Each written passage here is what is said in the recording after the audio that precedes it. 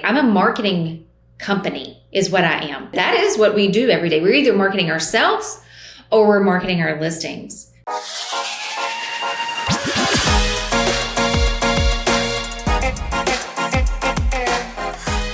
Hello and welcome to episode 255 of the Smart Agents Podcast. As always, my name is Michael Walter and I'll be your host. On today's episode, I'm joined by Roni Haskell, better known across the Charleston area as That SE Real Estate Chick. Recently named Realtor of the Year by Charleston Real Producers, Roni has built a strong personal brand and thriving business through authenticity, consistency, and leadership. With more than 2 decades in the industry, Roni shares how she transitioned from new home sales into general brokerage, why treating yourself like a marketing company is essential, and how she's built an all-female team that supports one another both as professionals and mothers. We also dig into her strategy for balancing family life with career growth and hear how, despite market challenges, she had the most successful month of her career this past summer.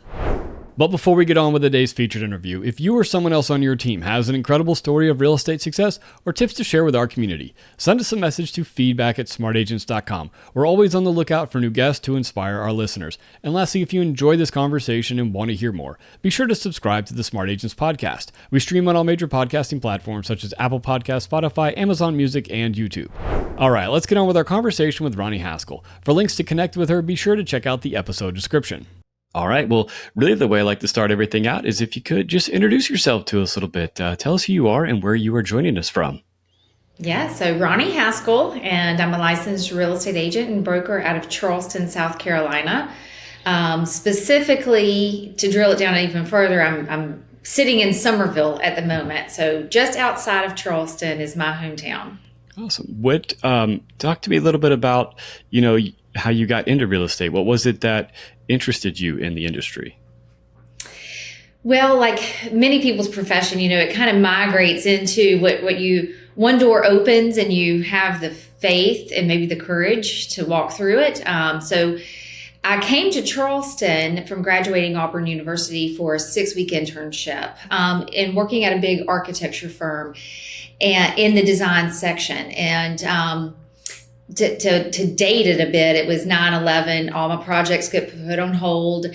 And I segued over and got my real estate license at the ripe age of 22, early at 22. And started off in new home sales and stayed in that seat for about 7 years. And then at the downturn of the market, back in 2008, I switched over into general brokerage and have been sitting in this sector of the business for many years. And so, but why did I choose real estate? I had, at a young age, I was impacted. I had a dear friend of mine's mother who was a real estate agent. Now, my parents didn't work weekends. I had a mom that was a teacher and a dad who was an engineer, and they largely did not work weekends. So it was uncanny that we would go to church and out to eat, and then my friend's mom would take off and go work right. on a Sunday afternoon. And but I didn't realize at the moment how impactful seeing her operate and just who she was as a person was what kind of impact that was having on me and my future career path. Yeah. But it was. Yeah, absolutely. And, what's interesting is you said you got your start in new constructions and new homes. And I've talked to a lot of folks. Actually, I was just editing, an episode, and we were talking all about the new homes and how beneficial that was to really kind of start their career, because you got to, and for her in particular, it allowed her to kind of understand, get the psychology of dealing with people without having, the crazy lead generation. Did you find that to kind of be the same? It helped with your career to get to understand how people operate? It did. Absolutely. It's largely a different sector of business, even though we carry the same license. Your day-to-day activities and operations are vastly different in new home sales. Now, when I came in, I was underneath the mentorship of a gentleman who taught me a ton about finances, financing properties, how to sell a property based on what they could qualify for. So they would sit in my seat, and I was, in a big way, putting them into houses that they could afford. So I was looking at their finances, talking to them about payments and such, as well as understanding the construction methods. And so my engineering clients now, I really can hit home with, because I can talk about rebar and tie downs and things that, in footers and the depths of things in underground, plumbing, things that I think your average real estate professional probably has not been trained in. So yeah, in a lot of ways it did, but marketing wise on the two different sections, people would come to my doorstep in new homes. I didn't really have to solicit. And this was also back in, 2002 to 2008. And oh my goodness, it was like taking orders. Right. And so now I'm a marketing company is what I am. That's what real estate, I have a marketing division of my company, but that is what we do every day. We're either marketing ourselves or we're marketing our listings, but we are our own marketing company. Whereas in new home sales, they had the marketing division. We were just in the sales force. Yeah. So when you went to general brokerage, how did that, that mindset kind of shift? Was that something that you had, kind of prepared yourself for, or was it one of those you kind of learn, on the fly? Oh, no. So I didn't know really what I was getting into, and it wasn't an intentional switch over. The downturn of the market happened. I was starting to have children, and so I had just the timing of it. I had 3 children in those essential, so 3 kids within 4 years when the market was down. I didn't time that. Could have Right. never played that out if I had hoped that way. But my neighborhood, I wrote my last contract on a Saturday and had my first child on that Tuesday. So I closed out that neighborhood on my way into motherhood. And so I really didn't have, and the builder was selling off all the land. I didn't have a neighborhood to go back to if I'd wanted to, quite frankly. So the switchover was not intentional, but I felt like I had more flexibility in the general brokerage side with my scheduling. And while early in those years I did, and many other parents can relate to this, right? You're new in the business, you're able to create your own schedule, take days off when you want to. I say I didn't want to work, 6-7 days a week. Well, back then I did not. Now I do. I've built up this business to where I'm working a lot of hours again. But no, I was not prepared at all for what general brokerage, scheduling, marketing, the business side of what I do today. Nobody had taught me that side of it. Yeah. So I've learned a lot. Right. And so when it came to the marketing side of things, how did you start, kind of marketing yourself? Whereas before it was the neighborhood that people were really coming to your door, like you said, but now you're the brand, you are the, quote unquote, the product that you have to market out there. Yeah. Good question. Because I think it's been something that I am still constantly challenged with. But in those early years, those people that I had sold to in the new homes became my first clients. So they already knew me, liked me, and trusted me, right? And then it was people from my church and people that I was affiliated with. And then it became my children's, their friends' parents who I was in sales with, who I was servicing. It wasn't until probably about year 4 or 5 did I really start understanding how to brand myself, because I was just selling real estate. I wasn't really building a brand. I was quite late into that because again, nobody was teaching me how to do this. And so once I hit a capacity where I had more business, I started realizing I've got more business. My phone is ringing more than I can take on. And so I started I hired somebody to help, and then I hired she brought in more work. And so then I brought a very high talent, high skill set. So then I had to hire a client concierge and started building that out. And At that point, I started realizing I'm actually building a team and I need to brand it. I have chosen the avenue of staying the face of the brand. And so my brand is Roni and Co. Or Roni and Company. And I operate within a larger brokerage network, right? But I've chosen the avenue of staying the face of the brand. And then my teammates operate underneath that. And for me, you've got to figure out because there's 100 different ways that you can brand your business. Right. And there's no right way to do it, but you do have to sit down and intentionally write out, who am I trying to target market? What do I want my brand to look like for longevity purposes? And that goes everything from who are you? What's the softer side? What are your colors? What are your fonts? What are your graphics that you want to intertwine into it? And then stay very, very loyal to that. And the people that are in your team and in your network have to fit within that mold to continue that brand. I mean, they're the extension of your brand. Right. So I've had to learn a lot. Right. Absolutely. And I definitely want to ask you, about, building that team, but back to, being really intentional about, you being the face and because I think there, you do have that at a certain point, you kind of have to figure out which way you're going to go. Is it going to be a faceless brand, or are you going to be, is it all going to be you? And I think, when it is all you, it adds that extra pressure of, everything does revolve around your image and what you project out there. So when you sat down to really kind of start building that out, talk to me a little bit about, deciding what it was that you wanted to project and what you wanted your brand to kind of show out to the world. Well, I wanted it to be authentically Roni. I'm Southern. I sound Southern. I am Southern. I have Southern mannerisms.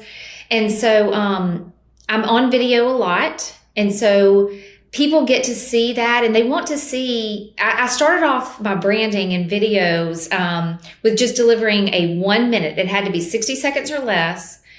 Very educational piece. And so I would just pick one thought of, what do buyers or sellers need to know? Hey, sellers, this is what, and I deliver a quick message to them, right?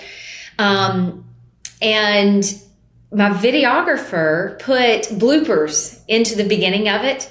And it may be something like me not being able to spill the words out, correctly. Right. It may be something like if I said, this is mind blowing, he would literally make my head blow off or something stupid, right? It was funny. It was capturing the audience's attention. We very early on decided on those videos, it's going to be, we branded it That SC Real Estate Chick. It's Southern, it's funny. And so largely around my network and around this town, I am known as That SC Real Estate Chick. It's my Instagram page. It is my Facebook. It's my tagline, TikTok. I mean, everything is That SC Real Estate Chick, my website. So that carried over. And still today, when I jump on to make videos, hey, this is Roni Haskell, otherwise known as That SC Real Estate Chick. And so it's just a little tagline. It's catchy, but give a quick content that's educational piece, but make it funny. Show that I'm not perfect behind the scenes, right? And so people can relate to that. For some people, their brand is going to be more specific to like a military, or, some people find great value in, showing different parts of their city or restaurants and things like that. For me, it's been about education from very early on. And so then as I started building out the team, I'll tell you, I went through one phase where I wanted to highlight all the team members. And so on the front page of my website, on my newsletters, everything was a team image. And I've learned that I really had to kind of pull that back. Roni is the face of the brand, because as the team members, some of them have been with me for a long time, but some of them have come and gone. Right.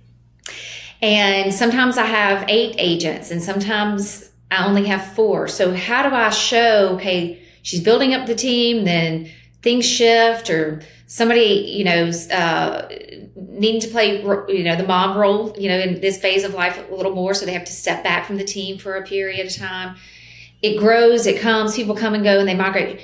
Roni is sustaining. Mm-hmm. And that is who I am, no matter whether I have a team or not. I am the brand. So I've had to pull back. I grew into showcasing all the agents, and now I've pulled back, and I will consistently moving forward only really show me. Now, if you get onto my website, you can meet the team. They're there, but Roni's the face of the brand. Right. And you've got to be authentic in who you are.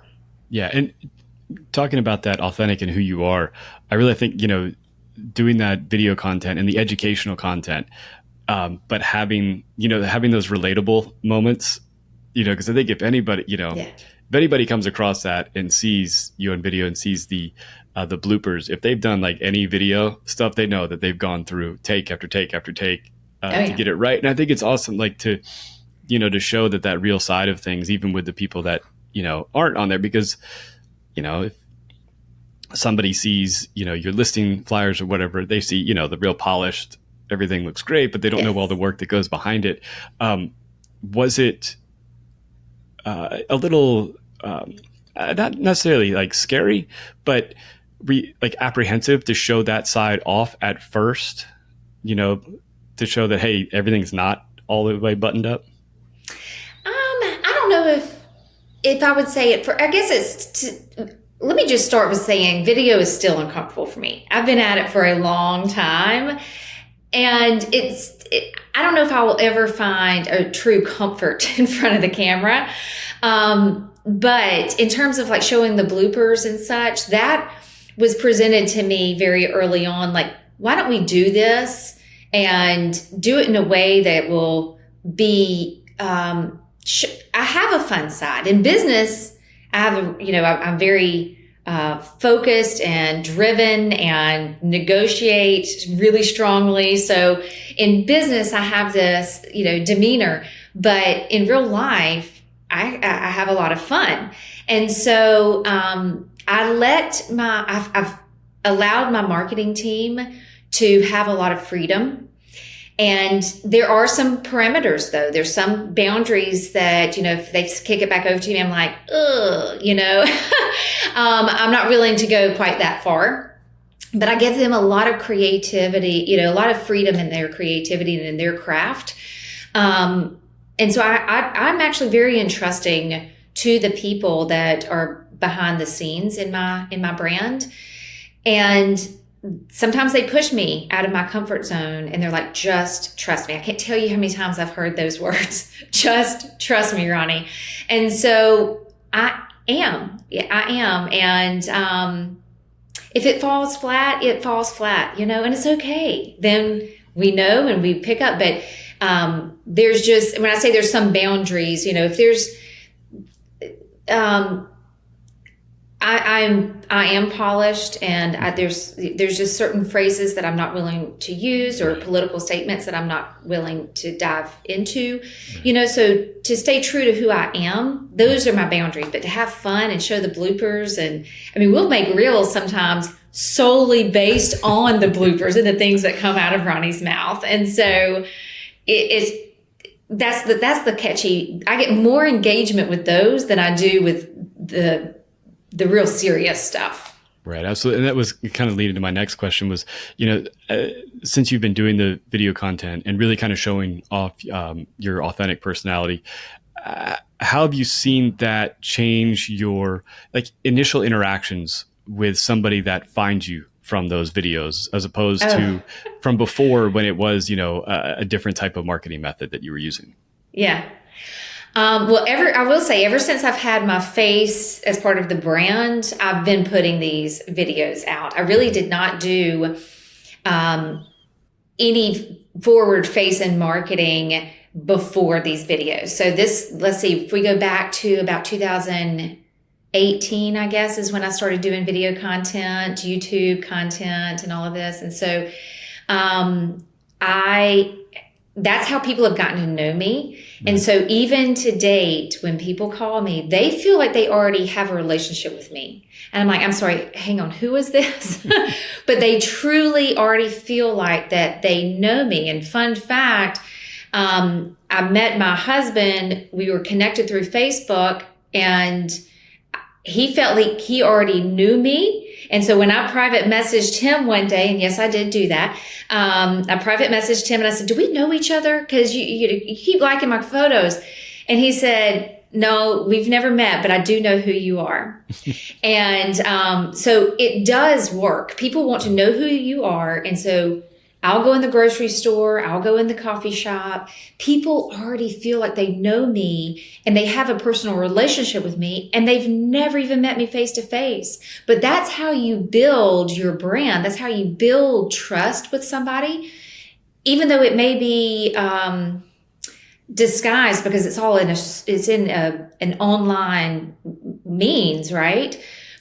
But that's largely who your presence is. And then when they meet me, I'm no different than what they saw online. And so it's got that personality has to carry over. And that's what that being authentic really means. Yeah, absolutely. I think if you're able to be authentic in the content or whatever it is you're putting out there, it's going to be a whole lot easier. When somebody does stop you in the grocery store, they're not going to have this, wait, you total 180 from what I just, met online. Yes. But going back to, building your team out and kind of encompassing that same brand message and living it out. Talk to me a little bit about that, that process that you go through for bringing somebody on and kind of making sure that they are going to live the Roni brand and treat all their, whether it's new leads coming in or current customers with that same, level that you expect. Well, and that's been a journey that I've been on for a while, because I will say authentically, I really have found people that are like-minded as to my brand and their poise and such. However, I've always had a small team. I've never, I'm not the leader for everybody because I have really high expectations. And so with that, I have a team standard, and I have had to hire a real estate coach to help me understand who is it that you're looking for to be in business with. I had one coach of mine tell me, Roni, you're Velcro. People see you, they like what you're doing, they like who you are, and they want to come be on your team, and you're accepting to them without really understanding their deep down their work ethics and such. So it's not that they have to look like me and act like me and such. That's not what I mean with branding. What I mean is, more or less, are they willing to give the client experience? Are they able to communicate directly and efficiently? And their work ethic has to be in line with what my expectations and my deliverance traditionally is for clients. And so that's how you build a brand. Now, I've got one member on my team. There's only 4 of us licensed on the team, and then I'm really admin heavy. But with the 4 licensed members, I've got one that really has worked long and hard, 20 plus years in real estate in the active adult community. And so she relates with these folks, at a really high level. I've got one that's from a military background. So she relates with these folks at a really high level, and so another one that's just, her sphere is vastly different than mine. And so she pulls that clientele in, and a lot of her friends look and dress and different, and have different interests than maybe my sphere. And that's all okay. That's the beauty of kind of being a big spectrum of opportunities. So, but what they all have in common is that we are all female. I've intentionally kept it an all-female team. We understand, we support each other. As moms, we, to be able to pick up the pieces and have the teamwork and the camaraderie is super important. And that aspect of, I've never lost that focus. And we've been very blessed. In fact, I've had some of the the leadership team within the brokerage even asked me, how do you do that? How do you find the people and build these relationships with people? Because it's all about collaboration. It's not about competition within the team. Yeah. So that's my goal when I hire people, is just find people that want to work hard and that are goal focused and client focused. And so that's it. We've been very successful in that. Yeah. And you mentioned, having an all-female team, and talk to me about, again, why that has been so important to you throughout your career. And then, any advice that you would have for other women that are either looking to get into the industry or, join a brokerage, like yours, and just what it's done for not only your career, but the ladies that you've had on your team with you.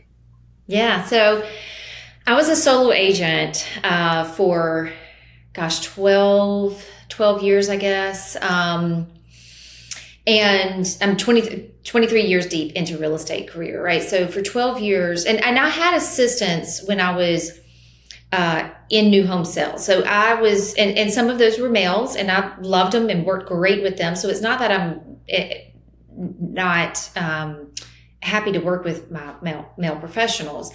My director of marketing is male. I've got probably, I think 3 of my admin team is male, but the real estate professionals on my team are female. And when I decided to go from a solo agent over into, okay, I've hit a threshold and I need to start getting in some help. One of the moms, my daughter, I've got three daughters, and they were all in Girl Scouts. And one of the other moms that was a volunteer with me came to me one day and she said, I'm interested in real estate. Well, I've heard this so many times, right? She planted that seed, and I hit a threshold one day and I thought, I've got to get in some help. I cannot continue doing this business. I'm overloaded. And so I called her back and I said, are you still interested? And that was on a Tuesday. And she started working for me on a Thursday, that Thursday. She came in the office and started working for me. And we had so much fun. And we just had this banter back and forth. And she made my job become a fun. It always felt a sense of fun, but I gotten bogged down. And she just brought new life to me and to the business. And we just had this really great, fun rapport.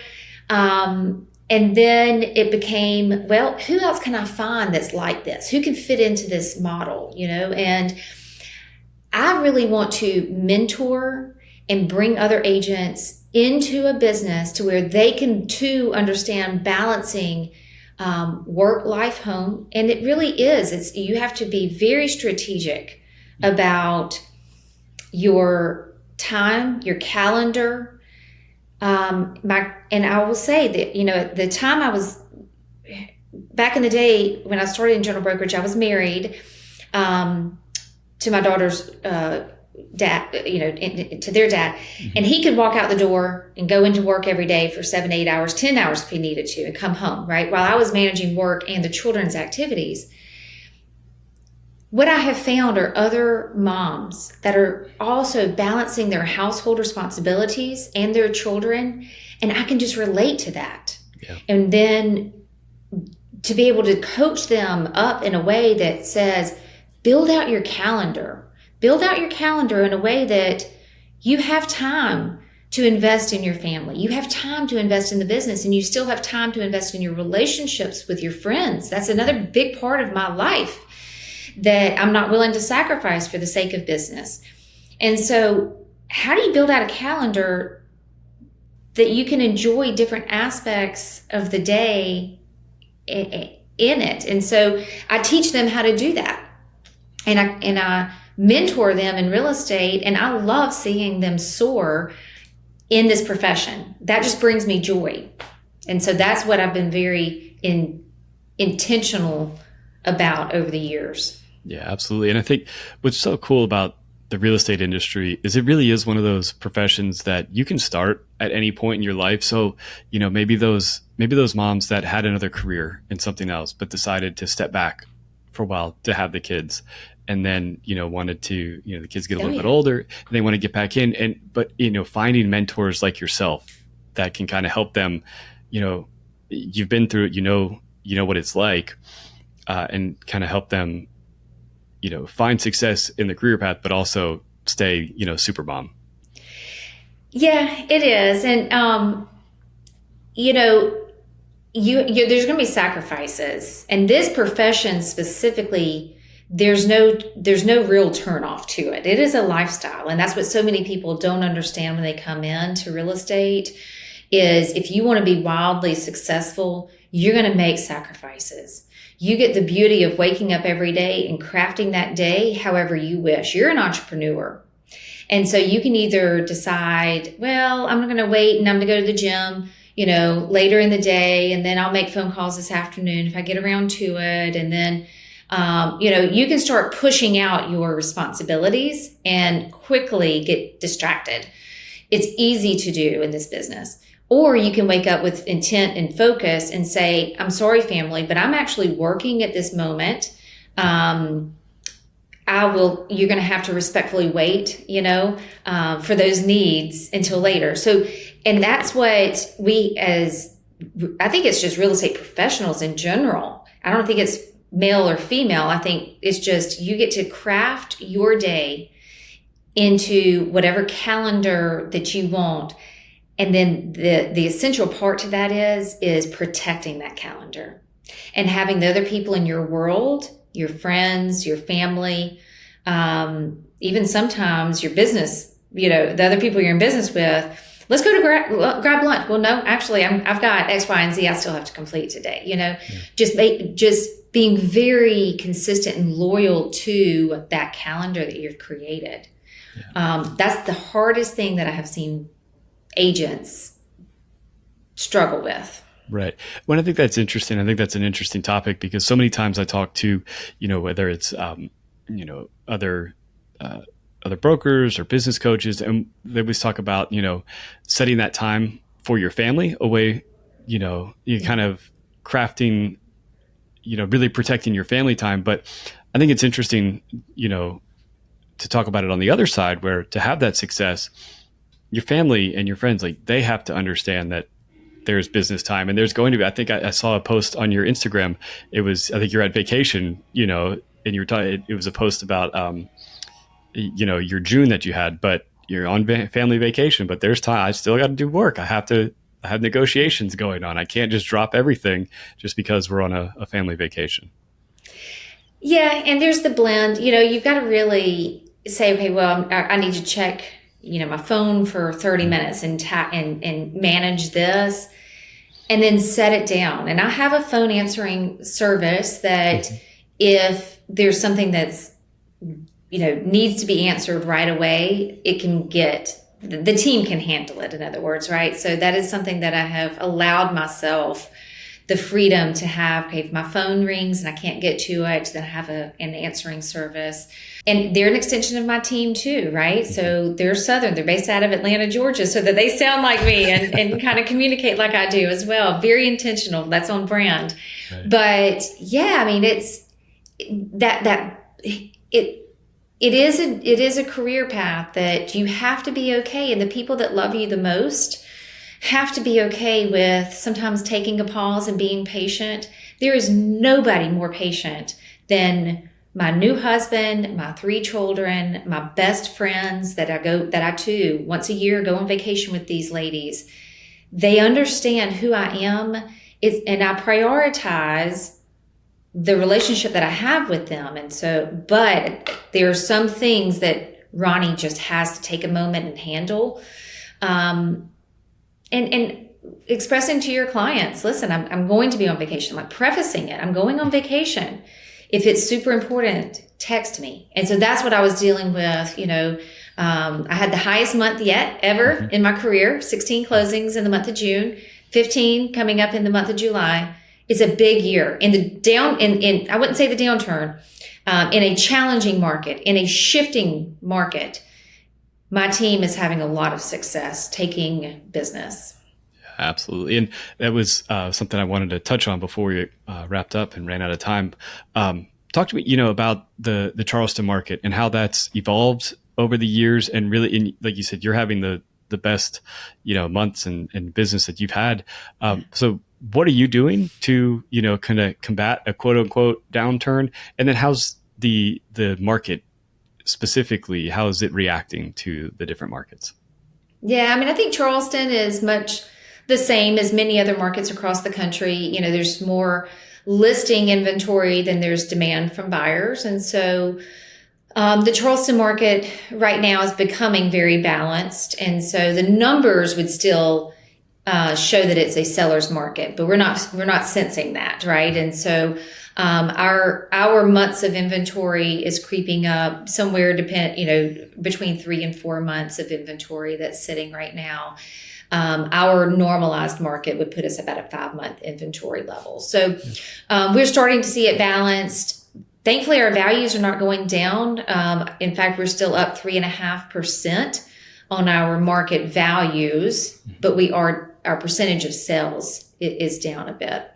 How have we sustained market? Not just sustain it, but kind of overcome the downturn of the market while sales are softening. How is my team excelling? I kept setting this goal, and we've been encroaching on that goal year after year after year, and just kind of pushing. It's been this glass ceiling that, man, oh man, I have been so focused on breaking through and hiring coaches and working within myself to try to understand, why am I hitting this? Well, it's either systems or people. That Gary Keller, I'm part of Keller Williams, he will teach you it is either systems or people. So which one can you correct, get through that ceiling? Well, last year I hired a sales coach, and really just somebody that could dive deep into conversation with each of my team agents and with me. I spent a lot of time, a lot of money to help us all learn what are our goals and how are we going to achieve them. We crafted out exactly how we were going to find our business. And so I knew the shifting of the market, and I was not going to be taken down with it. So in 2024, we spent a lot of time understanding specifics on where's our business currently coming from, where do we want to strengthen it, and then building systems around how to gain that market share. And man, it pushed us Q4 of 2024. It pushed us into the most sales that we had ever had in a Q4 within my business, which brought us into Q1 with a lot of closings. And the momentum just kept going. And when you have a goal and everybody buys into it, when everybody in the team is a part of the setting of that goal and the systems around how to achieve that goal, then they take ownership in that goal, and they find a lot of joy and success. Now, we have a lot of fun. I'll take my team down to Kiowa Island, which is probably it's a little piece of paradise off the Charleston coast. We'll go down for a weekend and have team building, and I spoil them.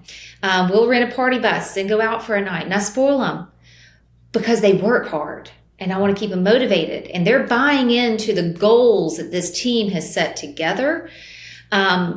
So that the movement has been intentional, and I've laid the foundation. That's what I was missing, was how do we get there? And so now, once we have that path, my teammates have a direction to go, and they're on task to do it. And so this year is just going to be a big breakthrough year for us. Not only are we going to, and two, because of 24's goals, and we kept hitting that glass ceiling and not achieving it, I said, ladies, we're going to up the goal then. So I went up by 15%, and we're going to blow that one out of the water. Awesome. Yeah. Well, and I think it's really cool, I think, understanding like we keep hitting this glass ceiling. What are we doing? How can we get through it? And to go and, seek out, the sales coaching and the mentorship to help you. I think, that's awesome. But I think what's even better is involving your team members in that. I think, so many times, people they'll seek out the coaching, but kind of keep that, to themselves. They don't really, they kind of do those one-on-one calls with the coach and don't spread that around their company. But I think by involving everybody, that's awesome. And I think it's really cool, the continued education and the always wanting to grow. Well, I'm surrounded by, I constantly am trying to put myself in a room with people smarter than me. I will never feel like I have achieved all of the knowledge and success that I can. And so that's what makes me a leader. Like, I want to watch these other ladies succeed in a way that makes them successful, and which in return will make the brand successful, right? But I am constantly challenging them, and it's part of their team standard to have so much training each month. They have to go away into different training models, a couple of times a year, and together we can grow. But yeah, you've got to seek people, find one thing that is something that you feel like, okay, this is an area that I want to strengthen my business. And then spend the whole year finding opportunities for growth in that one thing. Take it one thing at a time. At one point it was my profit and loss statement. I needed a bookkeeper, I needed CPA, needed coaching and how to build that side of it. One year it was investments. How do I build a portfolio of investments? How do I teach other people to build find one thing that you want to strengthen in your business. And then everything for that next 12 months has to be centered around that one thing. And then that's how you find growth. Just one little nugget and piece at a time will continue that building model. Awesome. Well, I really do appreciate you taking the time, to talk with us today. And again, I know we touched on it earlier, but let us know where people can connect with you if they're interested in following you on social media or whatever that is. Yeah. So I can be found on all social media channels, Instagram, Facebook, YouTube, and my website is all that SC Real Estate Chick. Awesome. I really do appreciate you taking the time to talk with us today. My pleasure. Thanks for having me.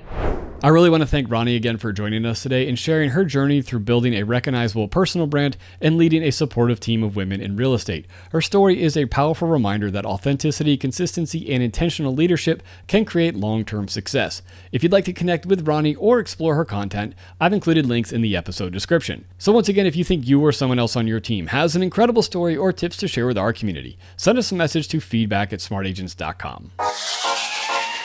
Well, that wraps things up for this episode, but remember, follow the show wherever you listen to podcasts and make sure to subscribe to the Smart Agents YouTube channel. Again, I'm Michael Walter, and we'll see you on the next episode.